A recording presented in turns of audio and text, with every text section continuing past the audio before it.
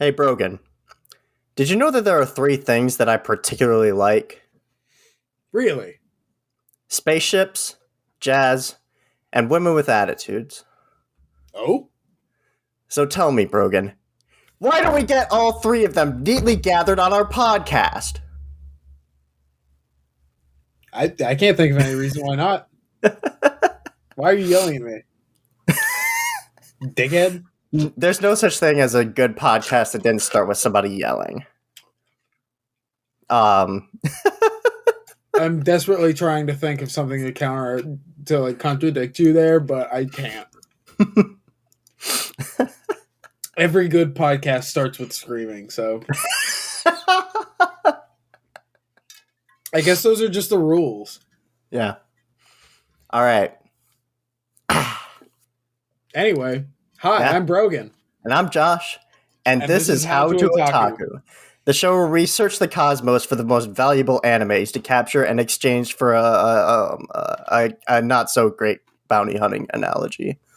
And this finally is our series on Cowboy Bebop, a show that is truly, as the opening scroll says, a genre unto itself. So, in case you missed our recent update episode, here's the deal. I guess we just gotta say it. We went on a hiatus because we were super busy with other important things. Right. And work unfortunately, and school and moving and yeah, and I don't want to say this to be mean to any of you because we do think that you guys, our listeners, are super important, but on another level, it's also just a little passion project for us that we don't always get the luxury of working on all the time. So but we're back. We're going to get 2022 running up to speed. So that's all great. I guess other updates is that we've both moved since our last episode. Yeah. Yeah. No, you have. I haven't. You haven't? No, the last time I moved was summer.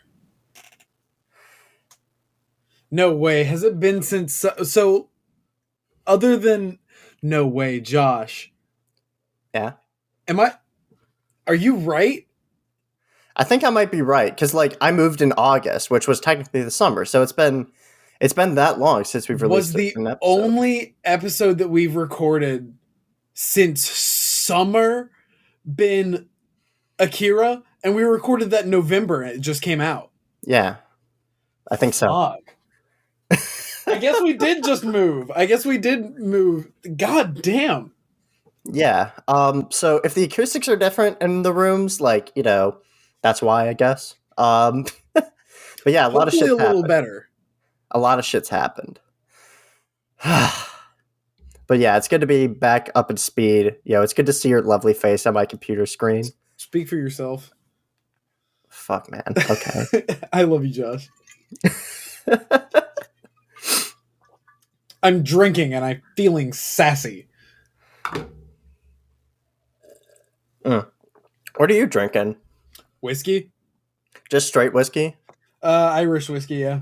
With ice. Oh, interesting. And I have a Dr. Pepper as well, but they're not in the same cup. You should put those two together.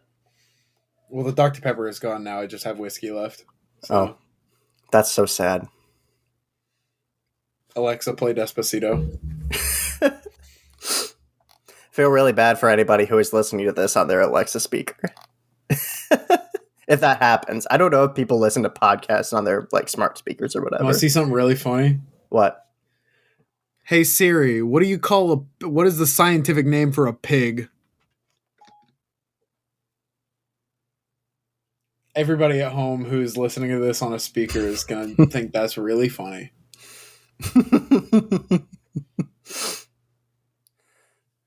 Okay, but what have you been up to, Josh? I see it here on the docket, so I'm going to segue smoothly into it. What have you been doing, Josh?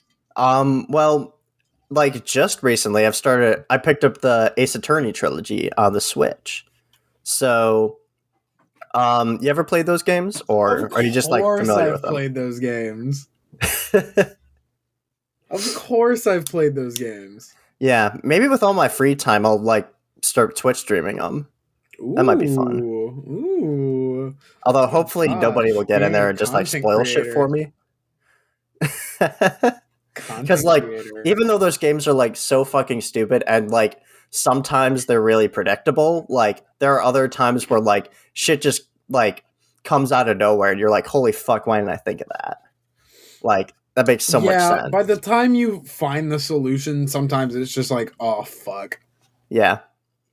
But yeah, that's kind of what's really fun about the game. Like it's just, like all the like I first of all, I love that it doesn't take itself seriously at all, really. Like, everybody's got a goofy name, and even though like every trial's about a murder, like, it doesn't really feel like, it's never like super depressing or anything. You're just like, oh, this is like fun, goofy nonsense. And I can not Yeah, take it too seriously. yeah. Yeah. Um, but yeah, that's pretty much what I've been up to. I I dropped off the My Hero bandwagon, I guess. Like I just stopped So watching it. what is your I guess final um Verdict. yeah, your final verdict. I'd give it like a 6 out of 10. Like, it's adequate entertainment. Okay. I don't really have much else to say about that. What have you been up to? Shit, man. I wish I had something better to say. I modded my Game Boy. Oh, that's Um, cool. well, I modded it That's a while ago, and I finally got a flash cart for it. So hmm I've been playing some Game Boy games. I haven't really made any progress in anything. yeah. So there's not much to report on that front. I played Dying Light on my Switch. Um, How's that port? it's actually it plays fairly well. There were only a couple instances where there were like severe frame drops. hmm Most of the time it's pretty steady at 30. Yeah. Um, and of course it like there's like pop in and like lower texture quality than other platforms, but hmm like it still plays fairly well. Yeah. I'm always surprised like how well certain games run on it. Like, Those miracle ports. yeah, like I don't know. I guess there's probably like a couple studios out there who are like really well known for making Switch ports for games or whatever, and like doing them incredibly well. Yeah, like the You Witcher know, port and shit like that. yeah, like I don't know. It's always crazy to me, and I'm interested to see if a Switch Pro happens. I'm not sure if that's really going to happen, but that'd be I cool. feel like that they wouldn't.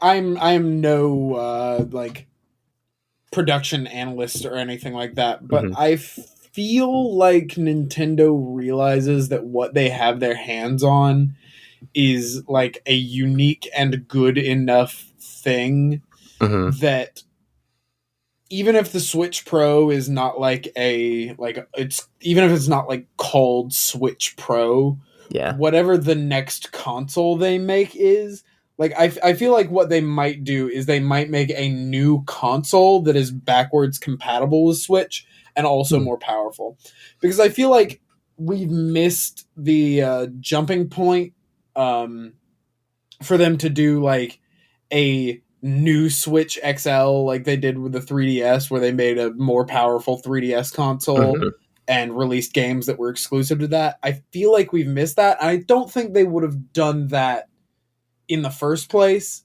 I Yeah. feel like their like flagship console, which is what this is, hmm wouldn't they wouldn't do like a tiered, there are certain games that you can only get on this version of this console. But I Yeah. do feel like whatever their next console is hmm will be backwards compatible. Yeah, like I'm of the opinion that they'll probably try to do a Switch 2, like or like a Yeah. like cuz like it'll be less like the like having like a DSi to a DS or whatever, it won't be that jump. It'll be more like a jump to like the 3DS in terms of Right. comparison. Where like, Which, there'll be the backwards compatibility, but the new one might have like different features and probably like better hardware, but which it'd be essentially the same thing. hopefully they managed to change enough about it that it would be worth doing and calling like Switch 2 or whatever they end up calling it. The Because, Super like, Switch. yeah. Because, like, so, I mean, the 3DS, the 3D was a gimmick. It was a very fun gimmick. I enjoyed it a lot. But eventually I just stopped using it, and then I just bought a 2DS and Yeah. sold my 3DS. Or a 2DS XL. But, like, with the Switch, if they make a new Switch, like, what can they do? They can't really change the form factor, because I'm assuming if they make another handheld docking console, Mm-hmm. they would try and keep it backwards compatible with all of the old, Switch like docks. like the Joy-Cons and maybe not the Switch docks.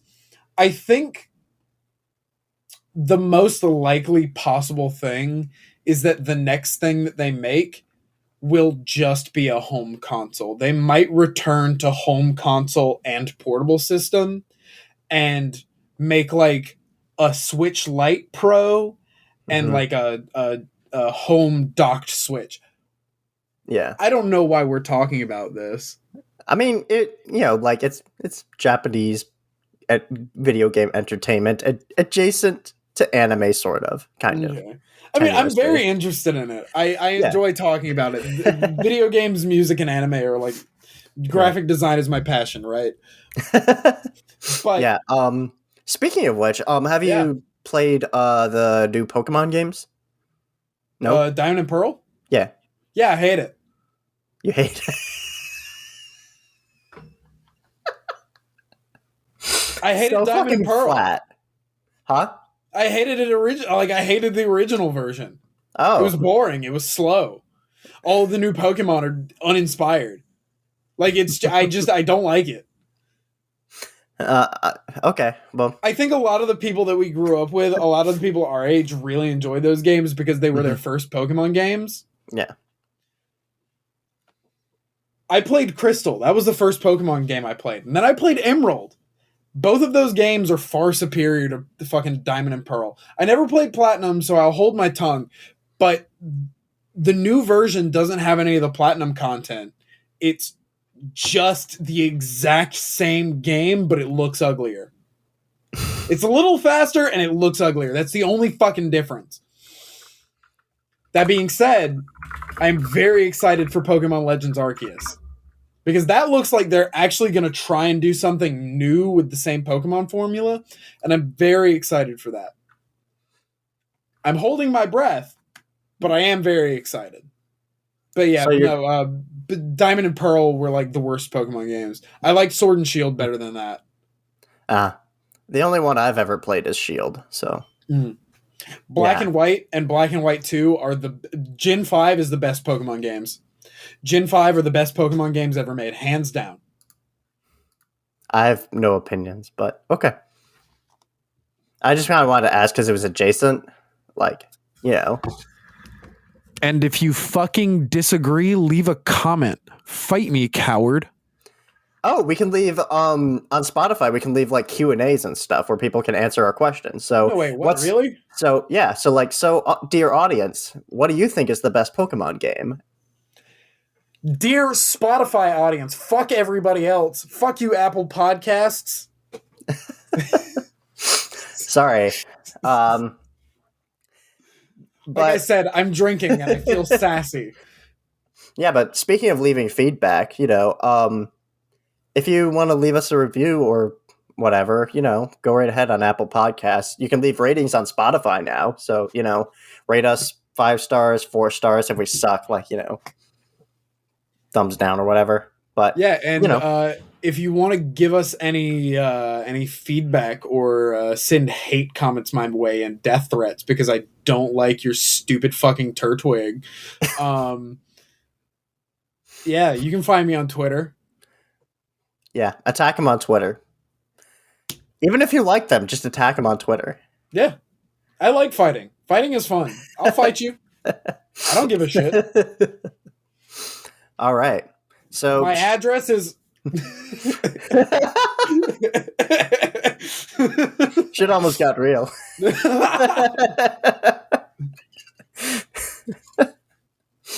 All right. So, do we finally want to get into the actual topic? Cowboy Bebop! Cowboy Bebop! All right. Right after this break. No, I'm kidding. We're like 15 minutes in. We got 15 minutes. This is we're on record pace, Josh. We've never gotten to the actual anime this fast. I don't know. I think we might have gotten sooner, but I don't think we go on tangents this often. It took us like 30 minutes. All right, but let's get into it. So, Cowboy Bebop. It's probably like, I don't know if it's the most popular anime, but like it's certainly the most like beginner friendly anime. At least like that's the reputation it has, right? Is that like I don't know if that's quite true. I wouldn't call it a deep cut because enough people know about it that it's not really like a secret. But like a lot of people will start with like Naruto or with like Full Metal Alchemist or I feel like that's what you start with if you're like a kid growing up in the generations where those were like being released. So because like that's the thing. This was the second anime that I ever saw. I just on it like HBO or something when I was growing up, or I don't know if we had HBO, but like at some point somehow I saw Howl's Moving Castle, and that was the first anime that I ever saw. Very shortly after that, I saw I was like sleeping on the couch at some point for some reason, and the TV was on, and I was watching Cartoon Network, and I was up later than I should have been, and I shouldn't I was supposed to be in bed. It was like 1 or 2 in the morning, and I'm stirred from my sleep by Toonami Tom saying, "And now for something completely different," and then.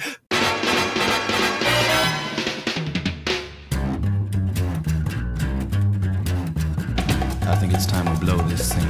Get everybody in the stuff together. Okay, 3, 2, 1, let's jam.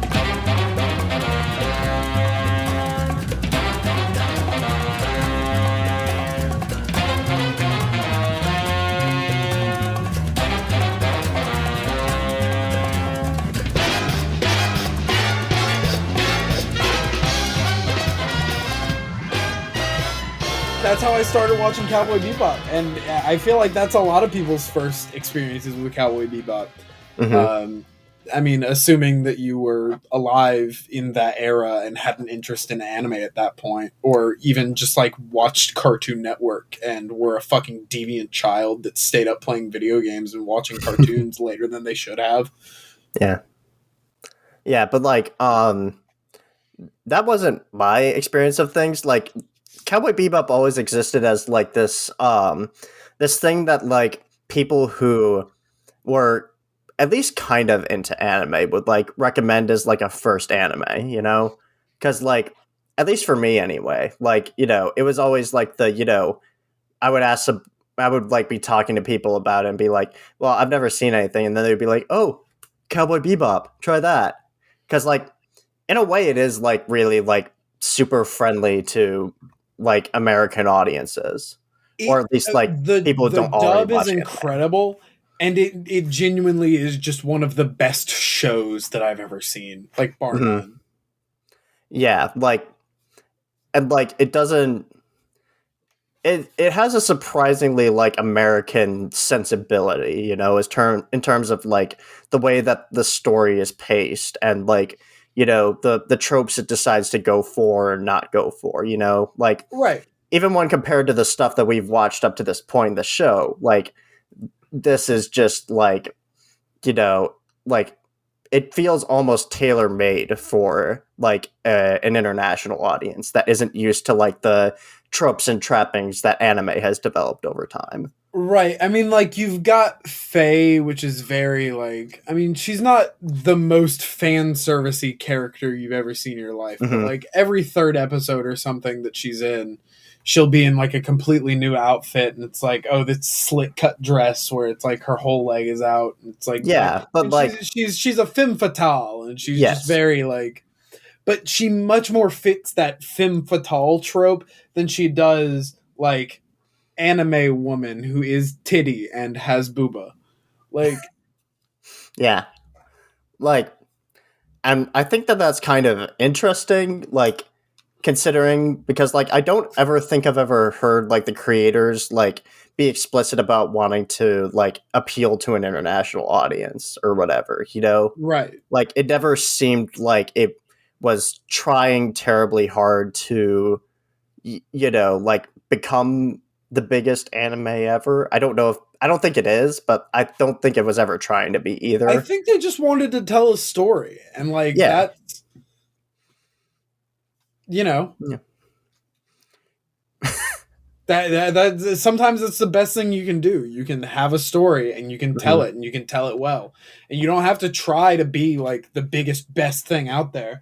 I mean, it's a lot of it's how I like. I mean, it's that's most of the musicians I like too. Which Cowboy Bebop has a lot of roots in like musicality. They didn't pitch this show really as like new wave jazz or like a new form of they didn't pitch it as a form of music, but they did.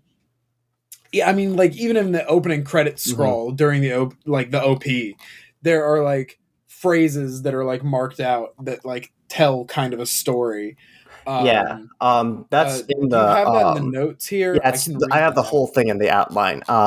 No way. Yeah, if you want to read the whole thing, it's out there. Did you want to read it out loud? Yeah, it's under genre. Yeah, so just this is kind of like the way that they wanted the show to be seen. So, Josh, turn the lights down. Get one spotlight on the stage, please. I've got a microphone, I've got a cigarette, and I've got a glass of whiskey. Yeah. Once upon a time in New York City in 1941, at this club open to all comers to play night after night at a club named Minston's Playhouse in Harlem. They play jazz sessions, competing with each other. Young jazzmen with new scents are gathering. At last, they created a new genre itself. They are sick and tired of the conventional fixed-style jazz. They're eager to play jazz more freely as they wish. Then, in 2071, in the universe, the bounty hunters who are gathering in the spaceship Bebop will play freely, without fear of risky things. They must create new dreams and films by breaking traditional styles. The work, which becomes a new genre itself, will become Cowboy Bebop. Thank you, thank you, thank you, thank you, thank you. I'll be here all week. Slow drag from the cigarette.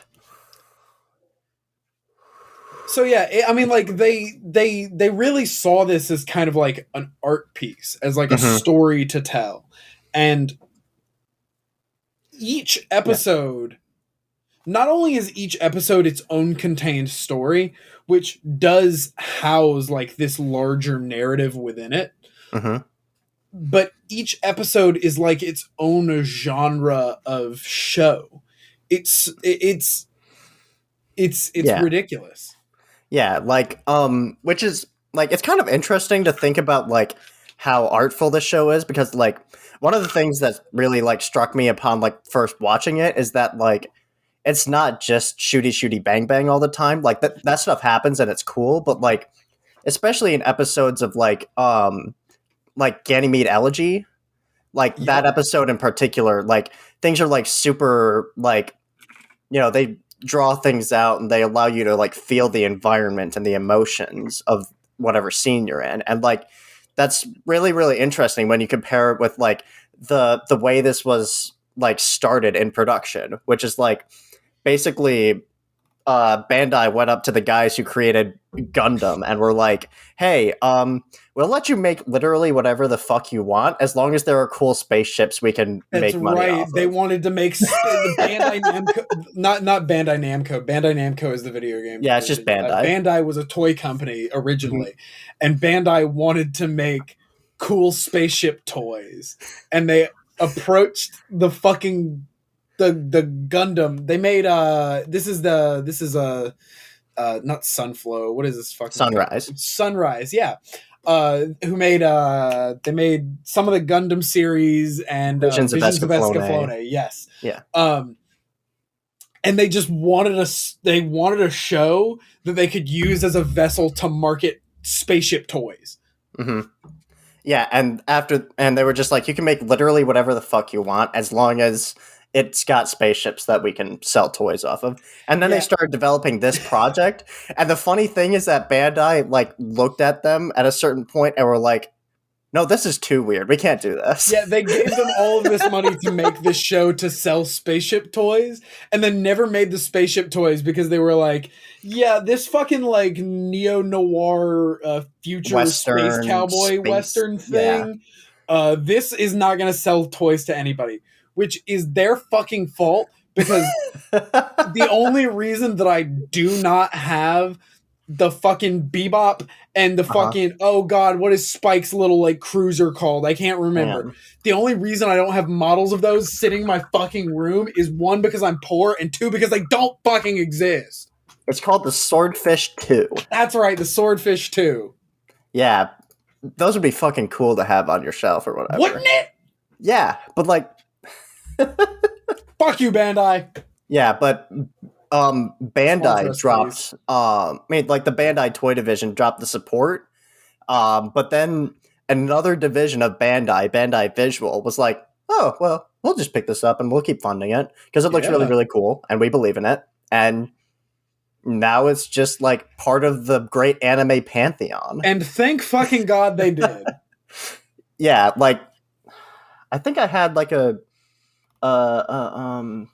thought I had a quote on it or something, but like I think like the day that they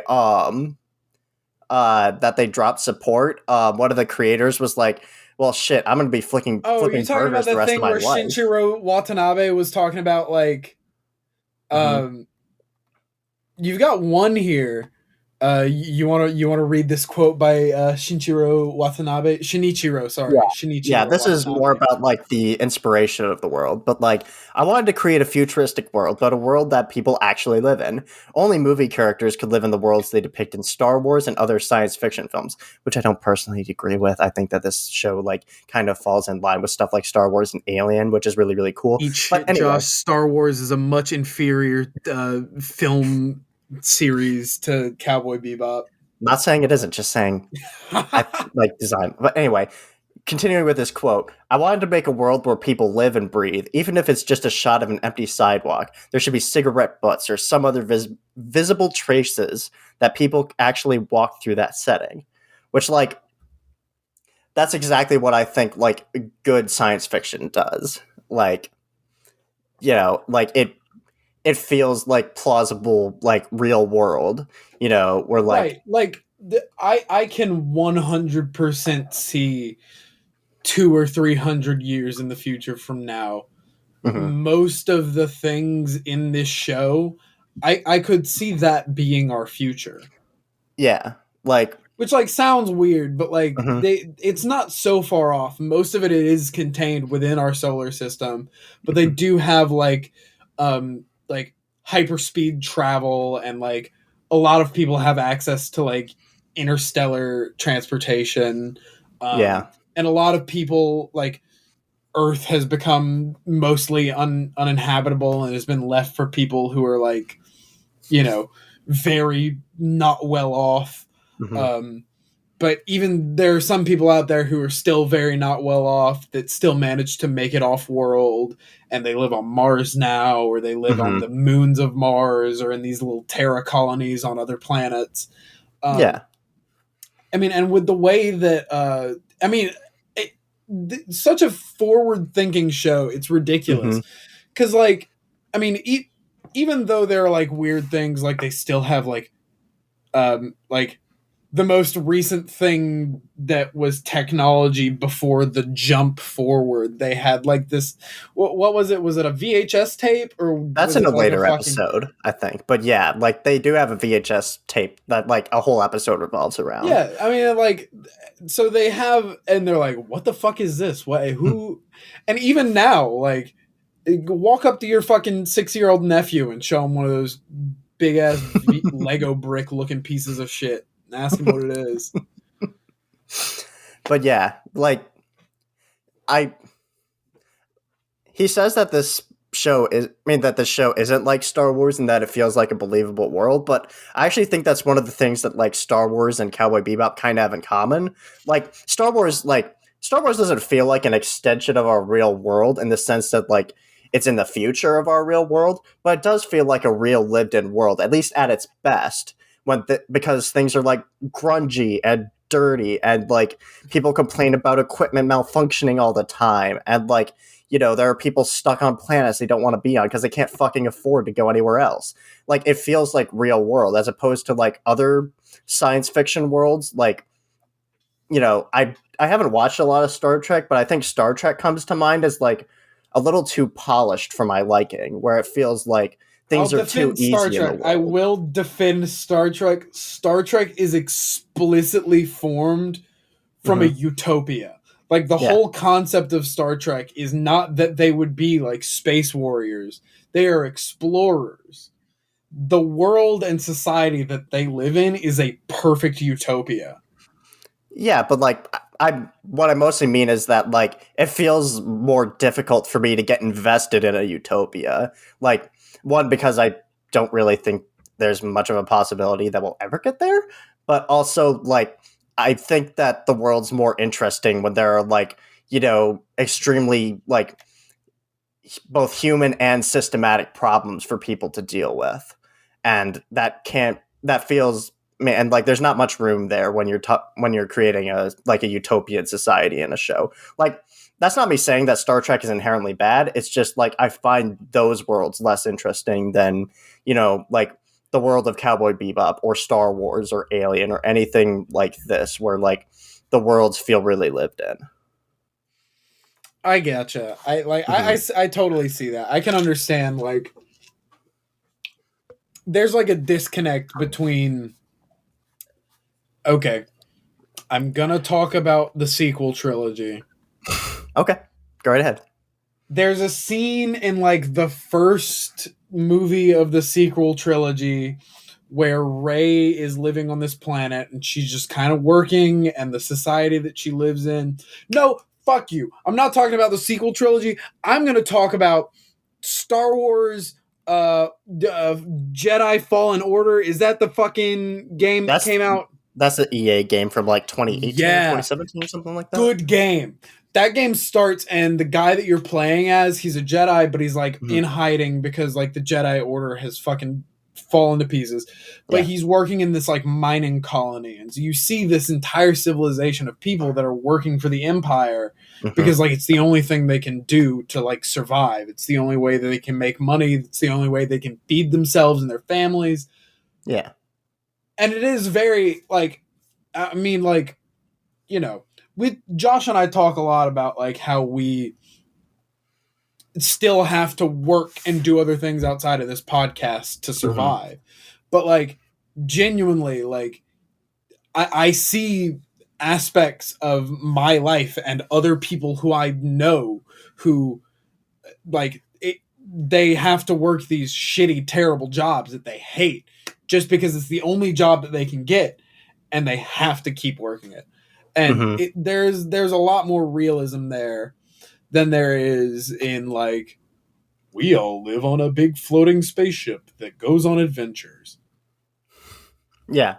But yeah, and like that's clearly like one of the great elements of the show. Like one of the things that I think is really interesting about the world, you like kind of touched on this, is that like, we have like interspace, hyperspeed travel and stuff, but we're still like pretty much contained to like, you know, adjacent planets in our solar system. You know, like I think the farthest people go is like Jupiter. I think. isn't Ganymede a moon of I think Jupiter? Ganymede is a moon of Jupiter. Give me But yeah, one. that's like, but that's still in our solar system. Like, you know, and like it that feels Yes, more logical to me. Like at Ganymede least is a satellite of Jupiter.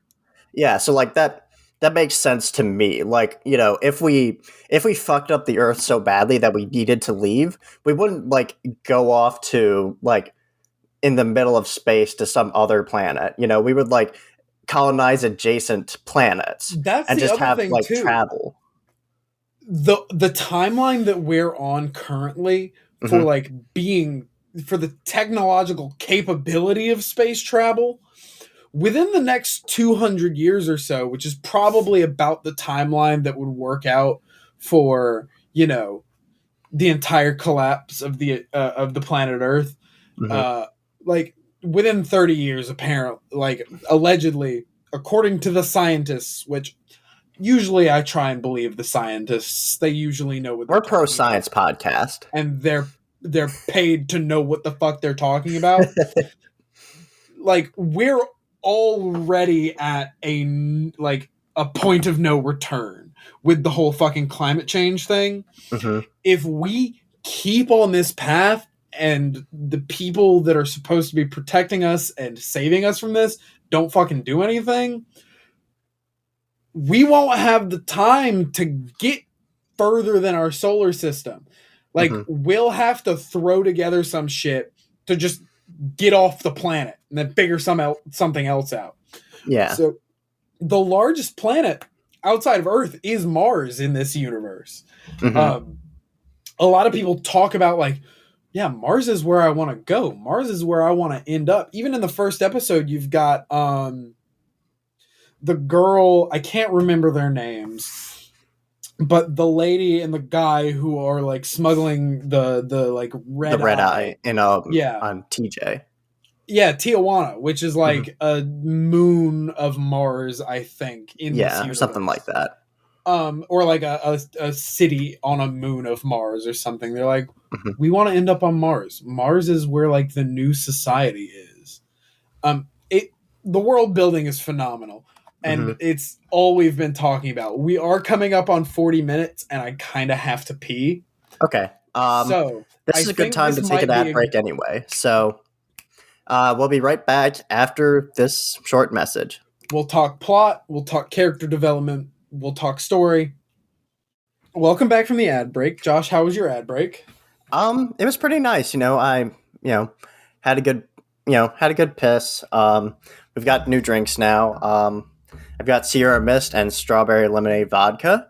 So good combination. You're still just drinking straight whiskey, right? Yes, Powers Irish Whiskey.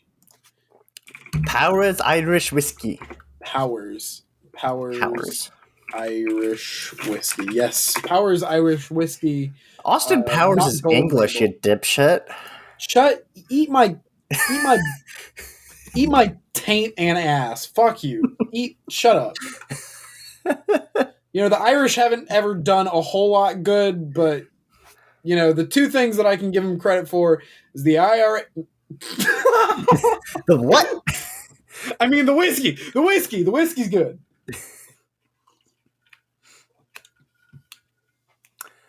I too like to live dangerously. So, we were talking All right. about world building. We've covered Yep. a lot about world building. Yeah. Like the only other thing I really have to say about world building in this regard is that like I think it's cool that like all of the areas have like their own like distinguishable cultures, which Oh, I think yeah. is really cool. Like, you know, like Tijuana's like more Mexican cultured, and you know, like it's just like this asteroid colony that like people generally don't like to go to. It's only featured in one episode, so it's kind of hard to really glean much off of that. But then, like, yeah, like you got like Mars, which like they literally have like these terraformed cities built into the craters, which is so fucking cool to me. Yeah. Like, and with the domes and shit. Like, Yeah. they're not domes, but you know. I mean, it almost feels like there should be a dome, but like, I don't know how they're doing that. But the like, worlds, the ships, the music. mhm. Josh, Yeah. if you can't, you know what? I'm gonna go ahead and preempt this. This show is a 10 out of 10 from me. This show is a 10 out of 10 from me. It is a perfect piece of media. I don't know if any piece of media is perfect, but like, this might be as close as it gets. I don't know. I don't think you can get perfect, but like, Yeah. there are so many things about this show that I enjoy in every single aspect that far outweighs any criticism that I have of it. Yeah. I think that one of the most interesting things about this show is like the melding of all these different genre elements, you know? Like, are you good? Yeah, I'm good. Don't worry about it. This is the first time we've recorded this show where Josh can see the things that I'm doing while we're recording. Yeah, and I think we're going to have a video version of this on YouTube. So if you prefer, fuck! should I have told you that up front? He didn't. You should have told me about that up front. But yeah, I think we're going to start doing video versions now. So if you prefer to listen to your podcast that way, you know, we probably should have brought that up earlier. But there we go. A little bit better lighting. I mean, my lighting sucks too. So you know, but. What was I saying? Oh yeah, like this show like manages to make like all these like different genres that meld together, and like it somehow feels like super cohesive. Like I think it's most prominently like a neo-western in terms of like the structure and like the way the world functions, at least on a micro level. Like, right. Okay, let's talk about the characters because we haven't talked about the characters. The main plot of this show, which almost an hour in, probably a good enough time to talk as any. The main cast is Spike Spiegel, Jet, Faye Valentine, and what do they call him? Crazy Ed? Shit, what the fuck? Radical Edward. Radical Edward. What's their full name?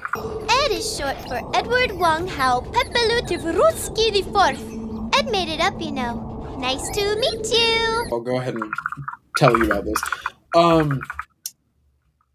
This group is the crew of the Bebop, including Einstein. We cannot forget Einstein. McCutie. Spike and Jet have been working together for a long time. Jet is a former cop. They're bounty hunters. That's like the entire premise of the show.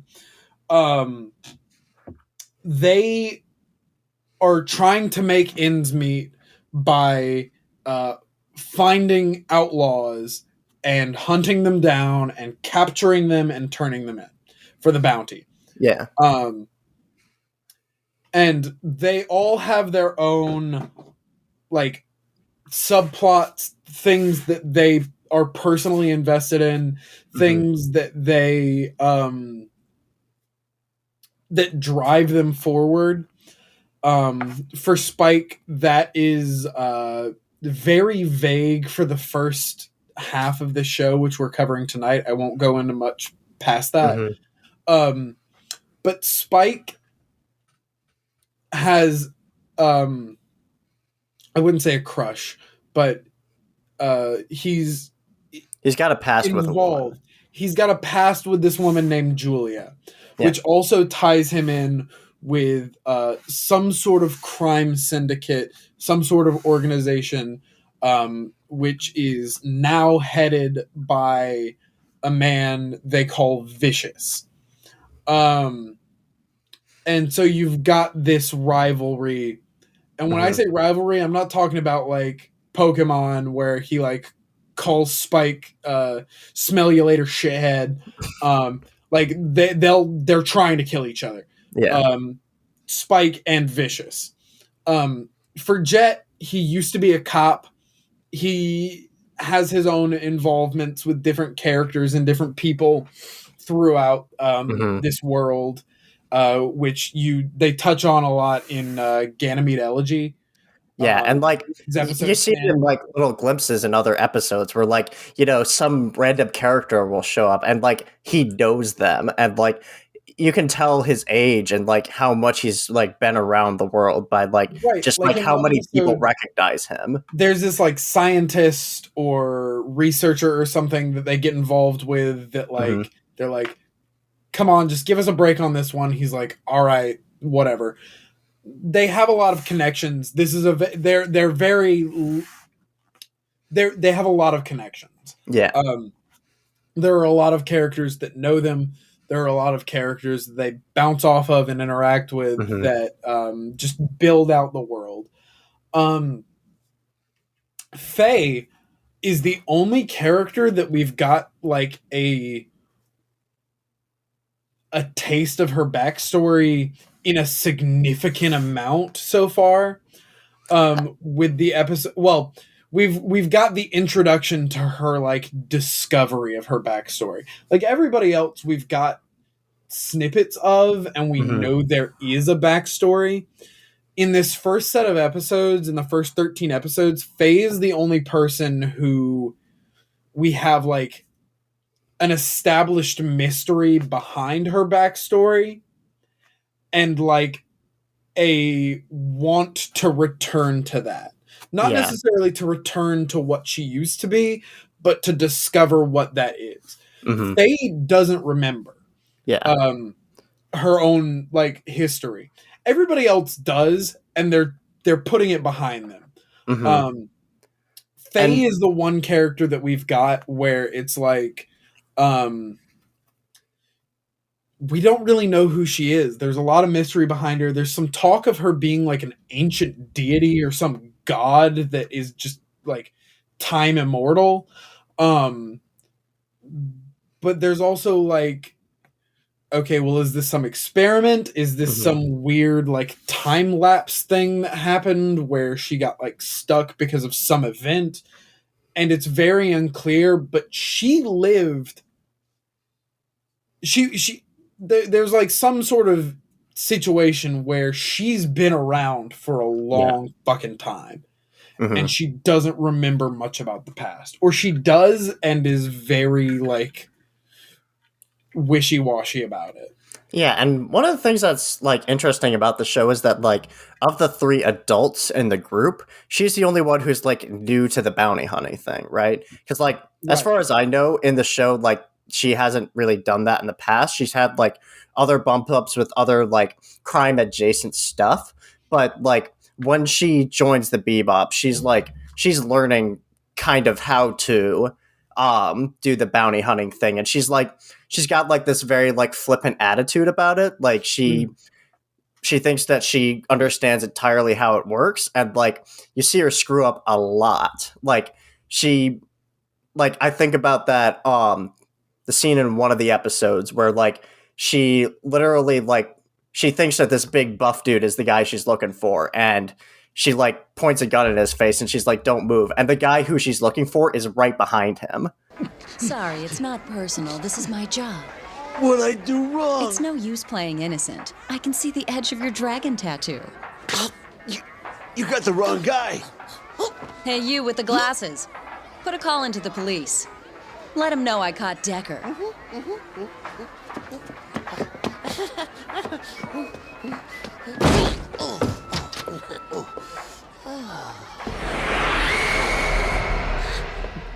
Yo, wait, stop! Go! What the hell's that? I got a thing for reals. It's clear that like she's like this isn't really her element yet, like, you know, and she's especially like kind of flippant about her money and like how she's willing to spend it, whereas like I don't know, I feel like the others are a little more cautious with their money, like, you know. Right. They are more cautious with their money. They're all fucking broke.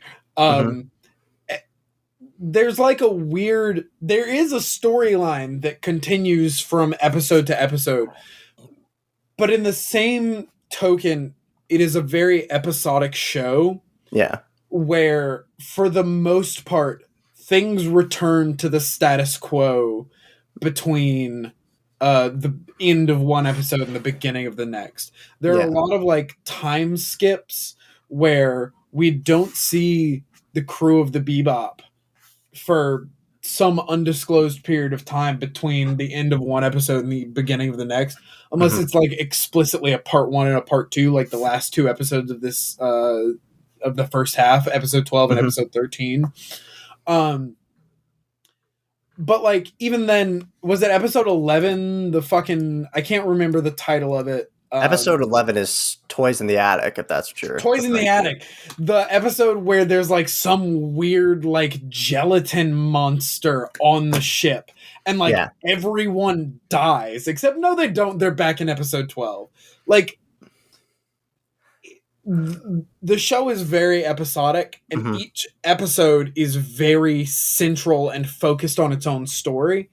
But the character arcs and the characters interacting with one another, all of that flows through each episode.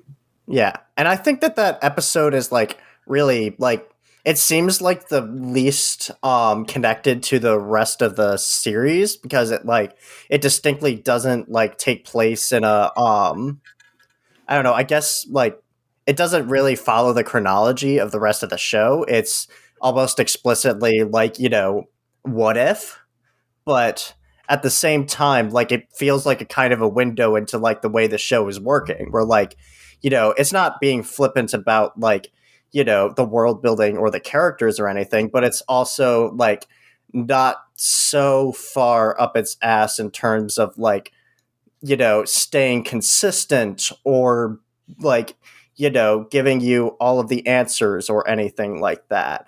And like, it's mostly just there to like be fun and be entertaining and like give you a good emotional experience along the way. With the next set of episodes, we haven't gotten into Mushroom Mamba, have we yet? No, we haven't. Okay, so the next set of episodes will get some more like interesting stuff like that, but it is the second half of the series, so there is a lot more like, here are some answers to the questions you have.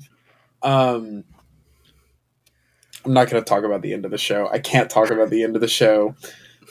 Yeah, I haven't gotten that far yet. You're in for a treat, John. I've seen Mushroom Samba, but I haven't gotten to that. Oh, you have seen Mushroom Samba. That. Okay. Yeah.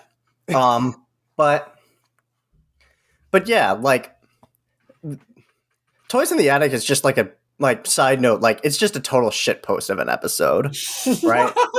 Like, it's just like, it's literally just like, okay, you've been watching like 10 episodes of this show, you've gotten super invested into the characters and like, them trying to like get their shit together and like learn and like, and finally like get somewhere in their lives. And then the show is just like, well, one of them they all got bitten by this monster and died, and that's it, the end.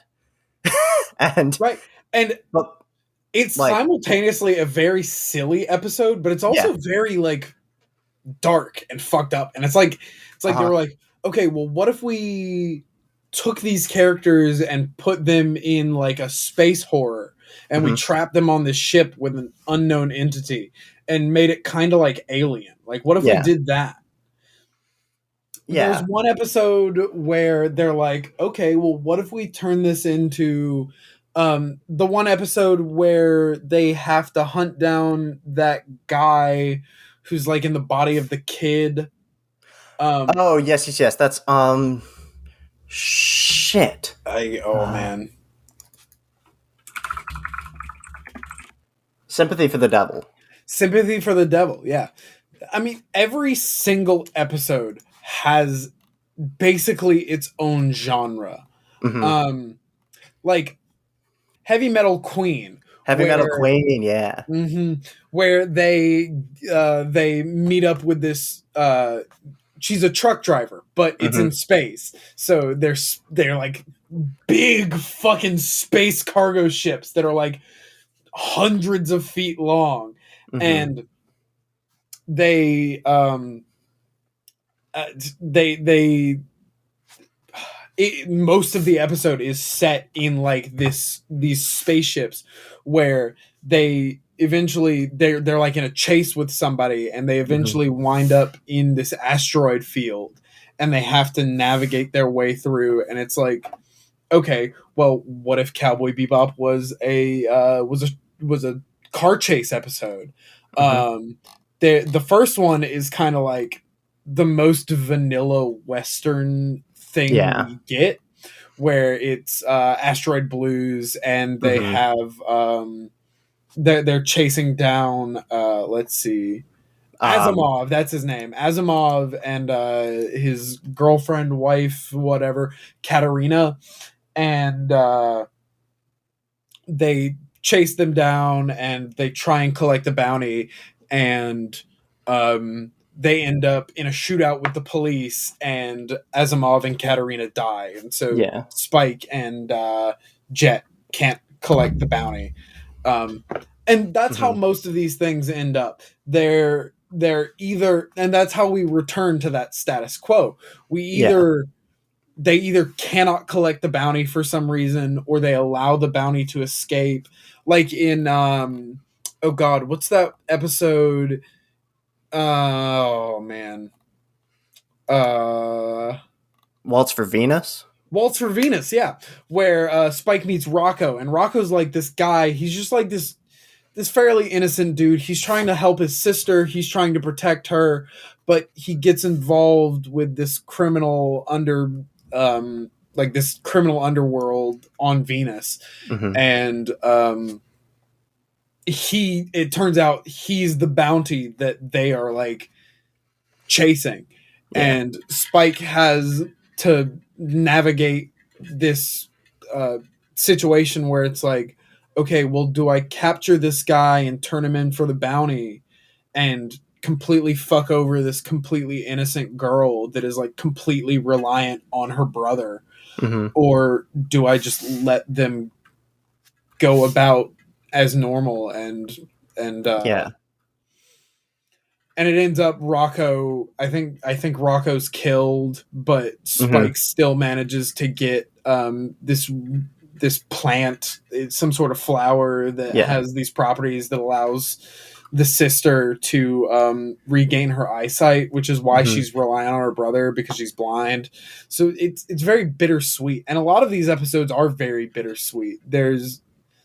It's just, oh man, like that's the thing, is like the show does have like, it's not always consistent, but like at least like half or 60% of the episodes have like a fairly similar structure, where it's like, establish the bounty, then they capture them, shit gets complicated, they either lose them or let them go, or the person dies or whatever, and then they're back at the status quo. I think that like over the course of like these episodes, they only really get to fulfill like 2 bounties on screen, maybe 3. So and even then they're like, okay, well, because of these extenuating circumstances, all that money's gone by the next episode.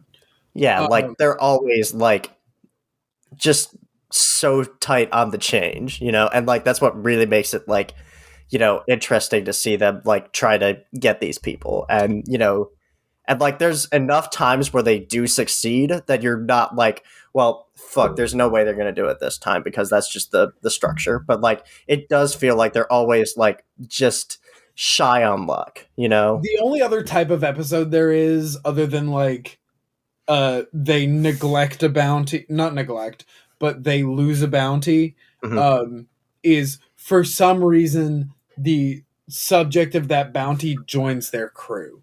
So like Stray Dog Strut, the second episode, something about Einstein, this data dog, is special. So some people are looking for him, and shit happens, and they wind up just like, okay, Einstein's part of the crew now. They call him Ein.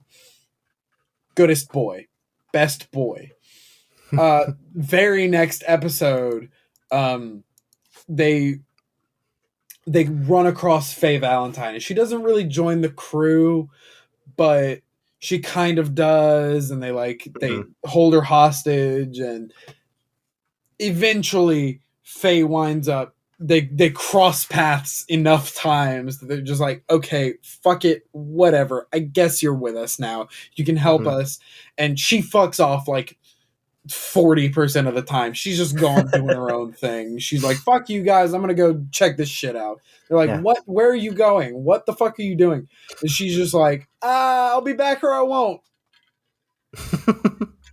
But yeah, but like, and like the interesting thing about the show is like, it's like the way that these characters have like this kind of empathy towards other people in the world, where like, you know, on the one hand, like they're not so empathetic towards people that they're not willing to like, you know, to take a bounty or whatever, but at the same time, like they do feel like they're trying to live in the world in the least harmful way possible. Right. You know? Like they have morals. Like they come across people who like they recognize, if I do this, this will destroy this person's life. I can't do this.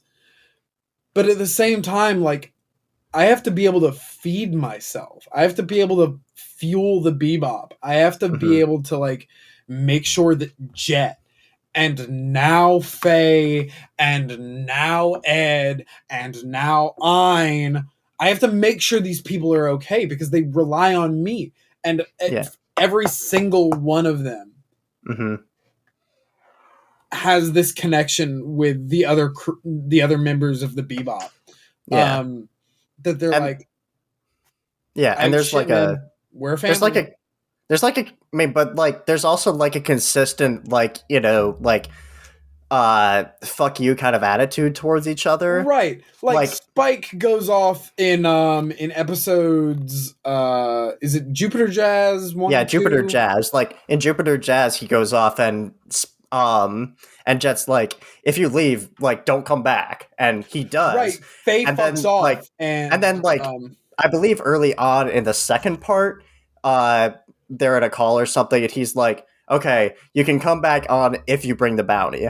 And then at the very end, he comes back and he's like, what are you bringing in? Nothing. Hurry up and get inside. We're taking off. Yeah. So like, there's always like this push and pull of like trying to create a face of like steelness and like, I don't give a shit about you. But at the end of the day, like there's always this empathetic reliance they all have on each other, and like this empathy towards like the rest of the world, that they don't want to like fuck over people who aren't genuinely terrible. The first, as far as I can remember, the first instance of this, of like infighting within the crew, but then like they all still accept each other. They also like, all right, come on back, we'll take care of you. Yeah. Is episode 5, I think it's called Balin of Fallen Angels, which is the first introduction of Vicious, where Spike confronts Vicious in like this cathedral, and I think Faye's there. She gets kidnapped by Vicious. Am I right about this, or am I? Yes, she gets kidnapped. Faye fucks off to go do something. Spike is like, oh shit, it's Vicious. Jet's like, all right, you fuck off, don't come back, you fight Vicious, what the fuck ever, you're on your own on this bullshit. And he gets fucked up, and then they're just like, all right, we got you, man, come on back. And then he's just in like a full body cast, and then by the next episode, like no questions asked. For the devil. By the next episode, Sympathy for the Devil, they're just like, okay, everybody's good to go. Yep. So like that's kind of part of like the I guess the not the empathy, but like the morality of the show plays is in like these interesting people who are like, you know, like they have like some moral grayness, but like they ultimately kind of have like a clear moral center that is like, I'm not gonna fuck up anybody who like doesn't deserve it. Right. They are bounty hunters. Their whole fucking livelihood depends on the fact that they can find people that have been declared by somebody else to have Yeah. done something wrong. They can find them and capture them. But almost every time, not almost every time, but like the times that they actually catch up with them and they aren't obviously bad people and then something else goes wrong. Yeah. The times that they catch up with these people, they're challenged. Like in not Jamming with Edward. Jamming with Edward is like one of the only episodes where they don't have a bounty head, or they do have a bounty head, but it ends with it like a technicality of like, well, this thing isn't actually like a human being. Which, like, by the way, that's fucking right. bullshit. The thing that was the bounty head was like some program that Ed made. By the way, like, that's fucking bullshit. That thing, like, they established that thing wanted friends and was capable of making art. If, like, that doesn't, like, give you enough proof that it is sentient, then nothing is sentient, okay? And if it's sentient, then you can place a bounty on it. That's what I think. But, of course, whatever government that runs the world doesn't really care about that. That's a take, Josh. Huh? If it's sentient, you can put a bounty on it. I mean, if we're accepting that we can put a bounty on anything, then, you know, the computer program is sentient enough to be bountyable as much as a human is, in my opinion. And then Ed joins the party. Yeah. But anyway, like, and that kind of like leads me into like the world around them, because like it's interesting, like they're kind of like in this system where, like, you know, I don't understand exactly like how things are run, if like all the planets are run by like a single unified like human country, or if they're like separate countries for each planet, or like how that works exactly. They but don't like very much get into that. But there is I can't remember if they dig into that later, but they're like very clearly our government heads. Like there's one in the episode where in Ballad of Fallen Angels, I think there's some sort of like political overtone of that episode where like the reason that they find Vicious is because he like it's because the gang that he was a part of, I think, was trying to make a deal with a different gang, and he goes in and like kills both of them because he doesn't want to deal with any of them. But like there is like a government of some kind, because we see that in what's the one with the Gateway Shuffle? In Gateway Shuffle, there's a government that they're that the eco-terrorists are like bargaining with, and that there's also like the police, which obviously that means that there's a government as well. And like what I'm saying is that like there is like an overarching system here of like it's not quite like, it's not the Wild West that we used to know, but it's kind of like a new Wild West. For all intents and purposes, it is. It's the Wild West on a much larger scale. Yeah, but like what I'm trying to get at is that, like, you know, because like they're participating in this like bounty system for their livelihoods, they're also participating in a moral system. And like as they encounter all these people who have got bounties on their heads, but their situations are so much more complex, I'm starting to wonder if like at any point they'll have like moral thoughts about whatever, like about like their complicity in that, you know? Josh, I've decided that we're expanding our schedule by 2 weeks, because we are going to watch the Cowboy Bebop movie. I also want to take this moment to I'm on the Wikipedia page for Cowboy Bebop and the episode list, and I just want to take a moment to read out the Japanese names for a couple of these episodes, because they are just Romanji. Asteroido Bruzu. Honky Tonku Woman. Gateway Shuffle. Heavy Metal Queen. Heavy Metal Queen. I'm sure that you won't get roasted for your Vinasu. Japanese. Huh? I'm sure you won't get roasted for your Japanese pronunciation. My Japanese pronunciation, especially while intoxicated, is probably not very good. Take a look at the fucking page. If you can speak Japanese better than me, take a look at the page. It's Romanji. It's just like the English pronunciation of these words, except in Japanese. Yeah. I didn't notice that. That's pretty funny. Asteroido Brusu. But yeah, like, so like, and even like if the characters don't ever come to a reckoning of that, it's an interesting field for our protagonists to be like working in, you know, in this like kind of moral gray area where you're not really sure at any given point, like if they should be in the business that they're in, but you're also like, what other options are there, you know, like. Especially in a world that seems so interested in like keeping people in the place that there are and like limiting upward mobility. Right. And especially for these people. Like Spike used to be fully involved with a crime syndicate. Jet is an ex-cop. Like there are not a lot of jobs in this world that will accept, because a lot of businesses, as we can see, is even with like episode 2, where it's the Stray Dog Strut, where they where there's that woman who runs this pet shop. Even she is like minorly involved in like criminal organizations, and you can like see that. Yeah, and it's like, who's gonna accept an ex-cop?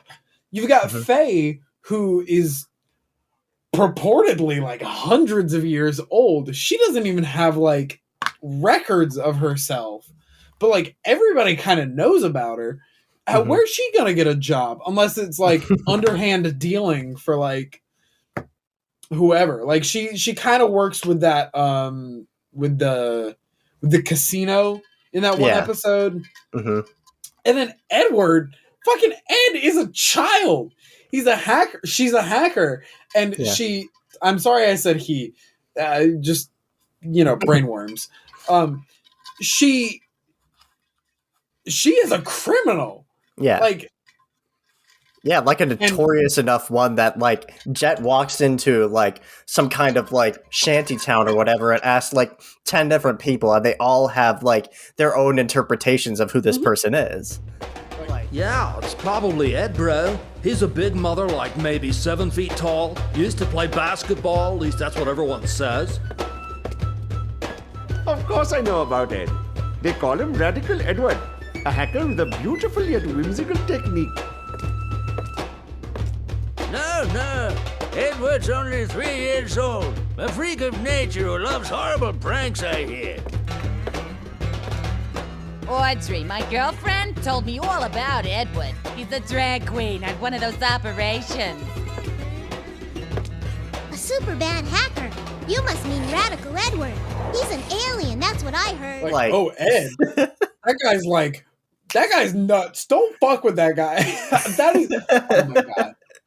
I would say that's one of my favorite scenes from the entire series, but every single one of these scenes is one of my favorite scenes from the entire series. It's such a good fucking show! Don't ask me about Einstein. Einstein's a dog. Einstein can't get a job. Yeah. The only thing I'm a little disappointed in is that they don't give Ein much to do. Like, that's a valid criticism, right? That like after the second episode, he doesn't do much. Him puppy! The only other thing I do really want to touch while it's still relevant, just because like this character doesn't really get made, like this character dies, and Gren. So like representation in the show in general, because like if you look at a lot of the media, like, you know, even not as far back as like, you know, the 2000s, right? Especially Western media. Now, even in Japanese media, especially anime, a lot of the characters that you see are like this vague, like white/Japanese, non-specific, some sort of ethnicity, which, fair enough. But like every single character in this show is like, I wouldn't say explicitly some ethnicity, but like everybody is just a person. And there are all kinds of people out there. There are people with darker skin tones, people with lighter skin tones. Grin is, I think you said something about the TV show, the new Netflix show, where they like explicitly state that Grin is non-binary. I don't know if they explicitly stated in the show because I haven't seen it, but I know that the actor is non-binary. We'll talk more about this in the next episode. Yeah, but actually, maybe when we do the Cowboy Bebop movie, we could do like the movie and then like do a discussion afterwards about the show, about the new show. Yeah, we could do it. But I don't want to watch the whole fucking thing, but I guess we could do a bonus episode on the Netflix show. We'll see. We'll figure it out. But anyway, what was I about to say? But yeah, like the representation in this show is actually like really, really good for its time. Like it's not perfect. In Jupiter Jazz, like, there's like some pretty iffy like drag queen representation in like a minor part, and then like Gren's, there is like that one episode where Faye like points a gun at two gay people. Yeah, like while they're having sex. Yeah, like I think that's pretty, and that's pretty good represention. It's fair enough. Like she thinks one of them might be the bounty, I believe. Yeah, and they're just guys. She didn't mention it. She didn't bring anything up, which is like, it's great. There's a lot of very good representation. I will say it's interesting that Grin is a character in this show. And they are non-binary, and they have the sex characteristics of a woman and of a man. But they kind of treat it a little weird for like modern standards. Yeah. It's not like a huge thing, but they're like, oh, it's some strange experiment that like went wrong or something. Which like sits off with me, but it is interesting that they delve into this subject matter. I think that, especially for the time, and they treat it for the most part, they treat it very well. Yeah, they treat him like a real character with his own shit going on that is besides that. Like he's not just, oh, it's this girl with a penis. Like they're a character. Grin is a fleshed out character. They have and we don't get a whole lot into it, but there's a backstory there, and you can tell that there's more to this person. Yeah, like, which is a lot more than you can ask from a lot of other shows of this time. Yeah, and even today, like, it's there is still media that has a tough time representing as like, gender ambiguity and non-binariness as much as this show does. Like, Edward's a little gender ambiguous. And then obviously Gren is like, like, I think that the science experiment thing was more of like a justification for why it happened. Like, because like it was the 90s and non-binary wasn't really like a concept. So like, so they had to kind of explain it away. But like, otherwise they treat, well, should I say him or them? Because like it's them in the new show, but they say him in the original show. And I would say them. I can't remember off the top of my head if Grin goes by him. If Grin goes by him, if Grin introduces themselves as him, then obviously it's him. I don't know if he I can't remember. I don't know if they introduced themselves as him, but like I do remember that like people refer to them as him, and like he doesn't ever seem to object to it. But I don't know. Like it's in the like again, it's in the ambiguous area where like these non-binary concepts didn't were like I wouldn't say they didn't exist because I don't know all the history of these concepts, but like but at least they were certainly very- not like at least ubiquitous. controversial. Like this would have been the kind of thing that if you showed this show to the wrong person and they got this far, they might have had a problem with this. And even still today, there are probably some people that might have a problem with this. But you know. Yeah, but like especially for the time, I would say that this is like, you know, I give this show a representation like B plus, you know, or A minus, you know, like it's not perfect, but even contemporarily, it did really, really well, you know. But yeah, that's well. Okay, I will say this is coming from two straight white men. You know, I mean, I'm not the authority on like representation. That's just the grade I give it. You know, I mean, if you disagree or you have other thoughts about the show, you know, send us an email or something, and we'll read it in the next episode. Well, I guess we won't because we're recording these ahead of time, but we'll read them in a different episode, and we'll make sure to talk about that. Right. You know, we might have, because of the way that we're structuring the next couple of months, we might even end up doing like a response to comments episode where if enough people return their feedback to us and tell us, they give us interesting things to speak about, we might do something where we take all of those comments and talk about them. I would love that. But that depends on audience feedback. And you can find out how to interact with us, how to contact us at the end of the episode. Which we're at right now, pretty much. Yeah. Yeah, I was about to say, that's like a perfect segue into like, you know, basically us wrapping up. So basically, I just want to go ahead and reiterate our schedule. You said that we want to do another episode on the movie. Yes, I would like to do another episode on the movie. We can do that after what we've currently got planned. Yeah, sure, because we've already made that official. But I will say, as much as I love this show, I've never seen the movie. So this is new ground for me.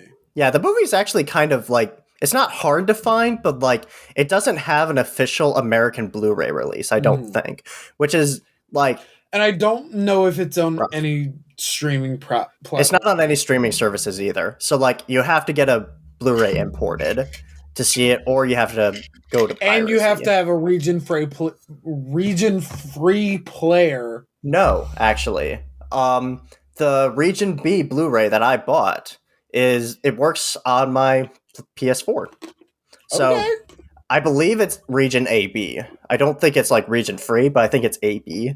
So like, and the interesting thing about it is that like it's got like logos for like British entertainment companies on the box, but when I put it into my player, I think it played the different logos for the American rights holders. That's crazy.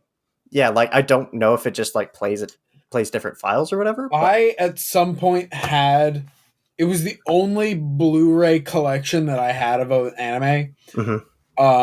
And at some point, either moving or I think it had something to do with me moving into Charleston. It collected heavy water damage because it was raining the day that I moved in at some point. Either that or my dad threw it away. I had the entire collection at some point. I no longer have that. I also no longer have a Blu-ray player because I haven't had the money to purchase one, and I don't have like a PlayStation 4 or anything. Yeah. But I'm going to at some point eventually. I don't know if the movie was included on that, though. Probably not. If it was the Funimation one that I have, then no. And I don't know if they've done like a different Blu-ray release. I think that's the only one that exists. Okay. But anyway, like, so our schedule up front is we have Cowboy Bebop Part 2 coming out on February 2nd. Then we're doing Anohana on February 19th. and Yes. then Devilman Crybaby on March 2nd. And if the response to this episode is good enough, or if we just feel like it, we'll do an episode on the Cowboy Bebop movie and the subsequent Netflix show. We probably won't like do like a whole full-fledged review of that, but we'll do the movie and then we'll have like a discussion afterwards about like, the influence of the show and then like touch on the Netflix show. Mm-hmm. But that's basically our schedule as it stands right now. So, just stick around in the future. And if you want to check any of our socials for updates or anything like that, for memes, for, whatever fucking idea I come up with at 2 a.m. at night, you can hit us up at How-to Otaku Pod on Twitter, Instagram, Facebook. You can also email us at howtootakupod@gmail.com. Yep. You can reach me personally at Brogan Live on Instagram. No way, not Instagram. I'm so sorry. Twitter. Just Twitter. I stream sometimes on Twitch. Yeah. Josh? Yeah, but my socials are I'm JD Thorn Film on Facebook and Twitter. Yeah, Facebook and Twitter. And then on Instagram, I am Thornography. And I think I might get into Twitch streaming soon because, like, I think I brought this up earlier, but like, I have the Ace Attorney games and I've been really enjoying those. So if you guys want to see me stream Ace Attorney, just let me know. But yeah, so. Oh, also, before we forget, if you enjoyed this or any other episode of this podcast, please leave us a rating, leave us a comment. We would love to get some feedback from you guys. The feedback really helps. What parts of this show you enjoy, what parts of this show you don't enjoy. Also, like, the higher ratings we get and the more ratings we get, the better our spread is. So, like, if we have a 5-star review on iTunes. So if anybody would appreciate leaving a comment or a review on the podcast on iTunes or on Spotify or on whatever platform you listen to, we would very much appreciate that. Yeah, Spotify recently added a rating system, so you can rate us on there. And I think Apple Podcasts is the only one that does reviews.